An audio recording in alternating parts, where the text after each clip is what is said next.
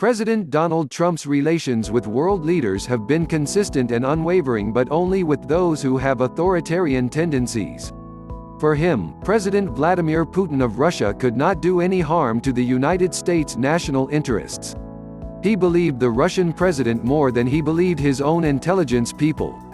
He was initially inclined to believe the same about the Chinese president, Xi Jinping, and the North Korean leader, Kim Jong Un. For the same reason he has high regard and respect for the Indian Prime Minister, Narendra Modi, in part because of the anti-Muslim posture of the New Delhi administration.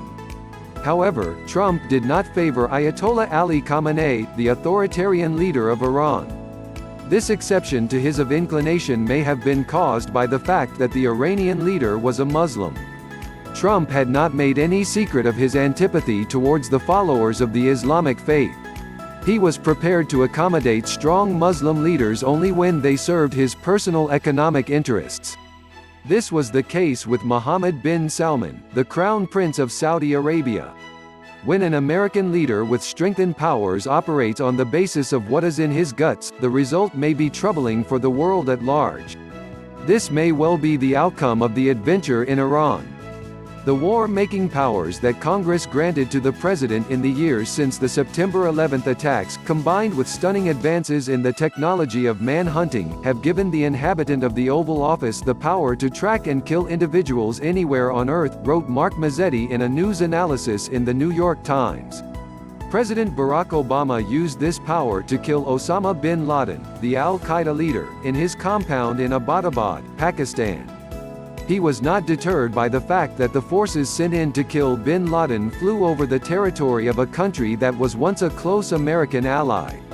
Donald Trump used the same power to disregard national sovereignty and kill two individuals he had identified as the enemies of the American state.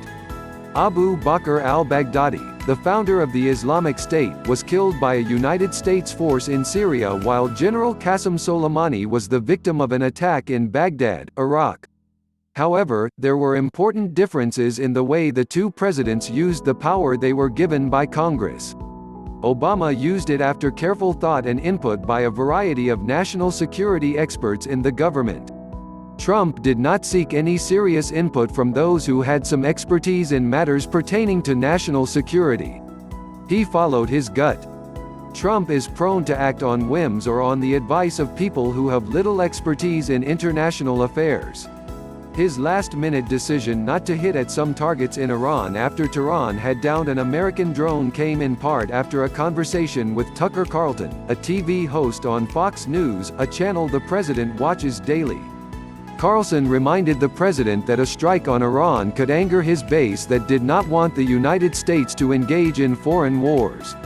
According to Lindsay P. Cohn, a professor of political science at the Naval War College, Trump appeared to have been convinced that General Soleimani's death will not lead to a significant surge of violence in the Middle East. It satisfied two imperatives for him, appearing to look tough without taking on any new commitments. The Soleimani decision was taken when both the White House and the Pentagon were bereft of the presence of senior retired military officials. As Peter Bergen in his book, Trump and His Generals pointed out, the president, having appointed a number of generals to important positions in his administration, either did not listen to them or began to resent their presence. Reviewing the book, Elliot A. Cohen, the dean of the Johns Hopkins School of Advanced International Studies, noted that Trump's relationship with pretty much every general in his orbit failed because he seems to associate soldiering with uncaged brutality. His initial approving description of General Mattis as "Mad Dog" and his disgust at discovering that the Marine is a soft-spoken, well-read and judicious combat commander were good examples of how he viewed men in uniform. Ever since he moved into the White House, President Trump's critics have been worried over how he would handle an international crisis, even the one created by his own actions. He is a commander-in-chief with enormous powers at his disposal. Known for impulsive actions, would he overreach with dangerous consequences for his country and the country at large? In the angry and frenzied aftermath of the American drone strike that killed Iran's top general, with vows of revenge hanging in the air, Mr. Trump confronts a decisive moment that will test whether these critics are right or whether they misjudged him, stated Peter Baker in a news analysis for the New York Times. The first few moves by him and the United States adversaries in the Middle East suggest that the American president is on his way to creating chaos. Sitting in the cockpit of a plane flying through extreme turbulence, he doesn't seem to know how to land it without crashing. Some of the reactions came in quickly to the Soleimani assassination. Iran declared on January 5, a day after the killing of General Soleimani, that it would no longer observe the restrictions imposed by the nuclear accord it had signed in July 2015. It stopped short of going back completely to the situation that existed before the accord. It held open the possibility that it would return to the provisions in the agreement in the future if Trump reversed course and lifted the sanctions he had imposed. The authorities in Tehran repeated their pledge to take revenge by attacking American assets. Trump responded by threatening a major assault on Iran, saying that 52 sites had been identified for attack, including several cultural sites. If the U.S. carried out the attacks, it would have committed war crimes, said Iran's Foreign Minister Javad Zarif. He predicted that the end of U.S. malign presence in West Asia had begun.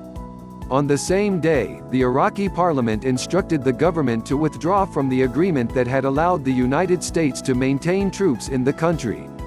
Iran struck back on January 7 by attacking 2 airbases in Iraq that were used by the American troops that remained in the country. Anticipating such an action, Trump had promised a sharp and extremely destructive response but was persuaded to de-escalate at the last moment. At a television address on the morning of January 8, he said that he was giving Iran another opportunity to make good on its tremendous potential to develop into a modern and prosperous state. Did he land the plane he was piloting, or was it simply a momentary soft landing? Only time will answer this question. Please subscribe our YouTube channel Listen News here. If you like the video, please like, comment and share the video.